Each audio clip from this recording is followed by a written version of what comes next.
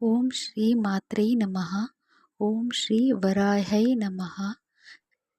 ನಮಸ್ಕಾರ ಸ್ನೇಹಿತರೆ, spiritual journey with ನೇತ್ರ ಚಾನಲ್ಗೆ ನಿಮ್ಮೆಲ್ಲರಿಗೂ ಸ್ವಾಗತ.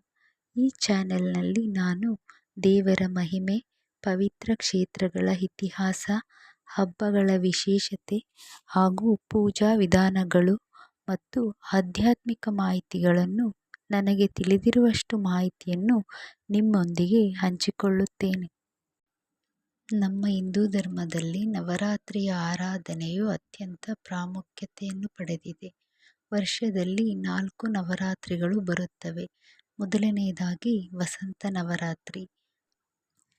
ಚೈತ್ರ ಮಾಸದಲ್ಲಿ ಬರುವ ವಸಂತ ನವರಾತ್ರಿಯನ್ನು ಆಚರಿಸುವುದರಿಂದ ಮನಸ್ಸಿನ ಶುದ್ಧೀಕರಣ, ಆತ್ಮಬಲ ಮತ್ತು ಆಧ್ಯಾತ್ಮಿಕ ಬೆಳವಣಿಗೆಯ ಸಂಕೇತವಾಗಿದೆ. ಎರಡನೆಯದಾಗಿ ಶ್ಯಾಮ ನವರಾತ್ರಿ ಅಥವಾ ವಾರಾಹಿ ನವರಾತ್ರಿ. ಆಷಾಢ ಮಾಸದಲ್ಲಿ ಬರುವ ವಾರಾಹಿ ನವರಾತ್ರಿಯಲ್ಲಿ ವಾರಾಹಿ ದೇವಿ, ಕಾಳಿ ಹಾಗೂ ಶಕ್ತಿರೂಪ ದೇವಿಯ ಆರಾಧನೆಯಿಂದ ಭಕ್ತಿ, ಶಕ್ತಿ, ಧೈರ್ಯ ಮತ್ತು ದೈವಿಕ ರಕ್ಷಣೆಯ ಸಂಕೇತವಾಗಿದೆ. ಮೂರನೆಯದಾಗಿ ಶರನ್ನವರಾತ್ರಿ. ಆಶ್ವಯುಜ ಮಾಸದಲ್ಲಿ ಬರುವ ಶರನ್ನವರಾತ್ರಿಯಲ್ಲಿ ದುರ್ಗಾದೇವಿಯ 9 ರೂಪಗಳ ಆರಾಧನೆಯನ್ನು ಮಾಡುವುದರಿಂದ ಜೀವನದಲ್ಲಿ ಸಮೃದ್ಧಿ ಮತ್ತು ಯಶಸ್ಸು ಲಭಿಸುವುದರ ಸಂಕೇತವಾಗಿದೆ.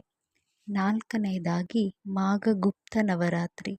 ಮಾಘ ಮಾಸದಲ್ಲಿ ಬರುವ ಈ ನವರಾತ್ರಿಯಲ್ಲಿ ದುರ್ಗಾದೇವಿ, ಮಾ ವರಹಾದೇವಿ ಹಾಗೂ ತ್ರಿಪುರ ಸುಂದರಿ ಹಾಗೂ ದಶ ಮಹಾವಿದ್ಯೆಗಳ ಆರಾಧನೆಗೆ ಅತ್ಯಂತ ಪವಿತ್ರ ಎಂದು ಪರಿಗಣಿಸಲಾಗಿದೆ. ಸ್ನೇಹಿತರೆ, ಈ ವರ್ಷ 15/7/2026 ಆಷಾಢ ಶುದ್ಧ ಪಾಡ್ಯಮಿಯಿಂದ 23/7/2026 ಆಷಾಢ ಶುದ್ಧ ನವಮಿಯವರೆಗೆ ಶ್ಯಾಮ ನವರಾತ್ರಿ ಅಥವಾ ವಾರಾಹಿ ನವರಾತ್ರಿಯನ್ನು ಆಚರಿಸಲಾಗುತ್ತದೆ. ಈ 9 ದಿನಗಳು ವಾರಾಹಿ ದೇವಿಯ ಆರಾಧನೆಗೆ ಅತ್ಯಂತ ಪವಿತ್ರವೆಂದು ಪರಿಗಣಿಸಲಾಗಿದೆ. ಪುರಾಣದ ಪ್ರಕಾರ ದೇವತೆಗಳು ರಾಕ್ಷಸರ ಜೊತೆ ಯುದ್ಧ ಮಾಡುವಾಗ ಅವರ ದೇಹದಿಂದ 7 ಶಕ್ತಿಗಳು ಹೊರಬಂದವು. ಆ ಶಕ್ತಿಯ ರೂಪವು ಸಪ್ತ ಮಾತೃಕೆಯರಾಗಿ ಅವತರಿಸಿದರು.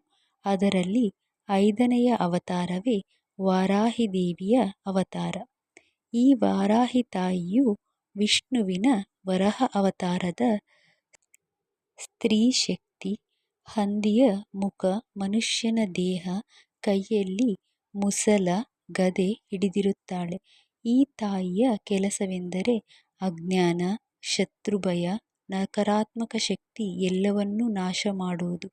ಅದಕ್ಕಾಗಿಯೇ ಈ ವರಾಹದೇವಿಯನ್ನು ದಂಡನಾಥ ಎಂದು ಕರೆಯುತ್ತೇವೆ. ಕಲಿಯುಗದಲ್ಲಿ ವಾರಾಹಿ ದೇವಿ ಬಹುಬೇಗ ಕರುಣಿಸುವ ತಾಯಿಯಾಗಿದ್ದಾಳೆ. ಈ ತಾಯಿಗೆ ದೊಡ್ಡ ಪೂಜೆಯ ಅವಶ್ಯಕತೆ ಇಲ್ಲ. ಸತ್ಯ ಮತ್ತು ಶ್ರದ್ಧೆ ಇದ್ದರೆ ಸಾಕು, ತಾಯಿಯು ಕರುಣಿಸುತ್ತಾಳೆ. ವಾರಾಹಿ ದೇವಿಯ ಪೂಜೆಗೆ 3 ನಿಯಮಗಳನ್ನು ಪಾಲಿಸಬೇಕು. ಮೊದಲನೆಯದಾಗಿ ಮನಸ್ಸು ಶುದ್ಧವಾಗಿರಬೇಕು. ಈ ಪೂಜೆ ಮಾಡುವಾಗ ಯಾರಿಗೂ ಕೆಡುಕನ್ನು ಬಯಸಬಾರದು. ಎರಡನೆಯದಾಗಿ ಕೆಂಪು ವಸ್ತ್ರವನ್ನು ಧರಿಸಿ ಪೂಜಿಸಬೇಕು. ಮೂರನೆಯದಾಗಿ 9 ದಿನ ಪ್ರತಿದಿನ ಒಂದೇ ಸಮಯದಲ್ಲಿ ಪೂಜಿಸಬೇಕು. ಮನೆಯಲ್ಲಿ ವಾರಾಹಿ ದೇವಿಯ ಫೋಟೋ ಇಲ್ಲದಿದ್ದರೆ ದುರ್ಗಾದೇವಿಯ ಫೋಟೋವನ್ನು ಇಟ್ಟೇ ಪೂಜೆಯನ್ನು ಮಾಡಬಹುದು. 2 ತುಪ್ಪದ ದೀಪಗಳನ್ನು ಹಚ್ಚಿ ವಾರಾಹಿ ದೇವಿಯ ಫೋಟೋಗೆ ಕೆಂಪು ಹೂಗಳಿಂದ ಅಲಂಕರಿಸಿ ಪೂಜಿಸಬೇಕು.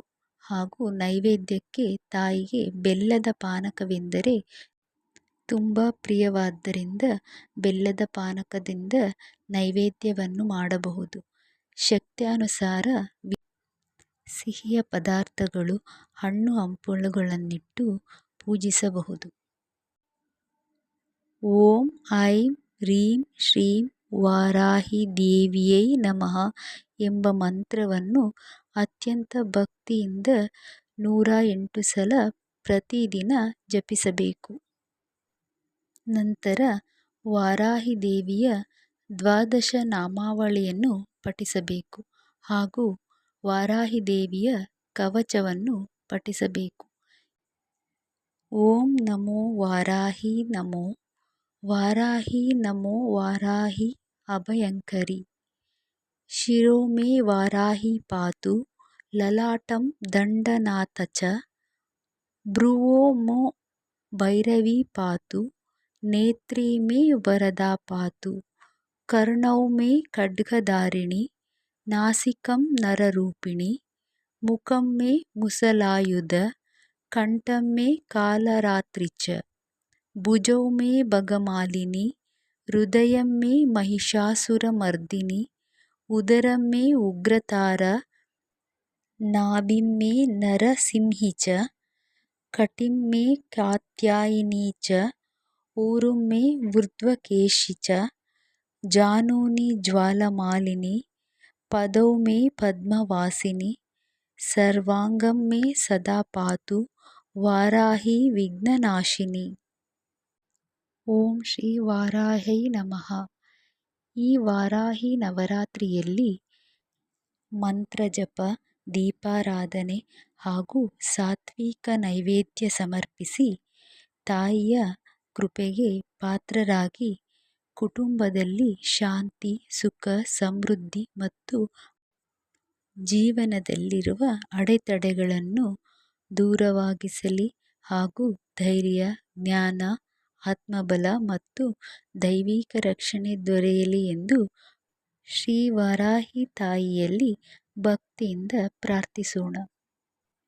ಸ್ನೇಹಿತರೆ, ಭಕ್ತಿಯಿಂದ ಮಾಡಿದ ಆರಾಧನೆಯಿಂದ ಮನಸ್ಸಿಗೆ ಶಾಂತಿ, ಧರ್ಮದ ಮಾರ್ಗದಲ್ಲಿ ನಡೆಯುವ ಶಕ್ತಿ ಮತ್ತು ದೇವಿಯ ಕೃಪೆ ದೊರೆಯಲಿ ಎಂಬ ಆಶಯದಿಂದ ವಾರಾಹಿ ನವರಾತ್ರಿಯ ಕುರಿತು ಇಷ್ಟು ಹೊತ್ತು ಭಕ್ತಿಯಿಂದ ಕೇಳಿದ ತಮ್ಮೆಲ್ಲರಿಗೂ ಶ್ರೀ ವಾರಾಹಿ ದೇವಿಯು ತಮ್ಮೆಲ್ಲ ಇಷ್ಟಾರ್ಥಗಳನ್ನು ಈಡೇರಿಸಲಿ ಎಂದು ಪ್ರಾರ್ಥಿಸುತ್ತೇನೆ.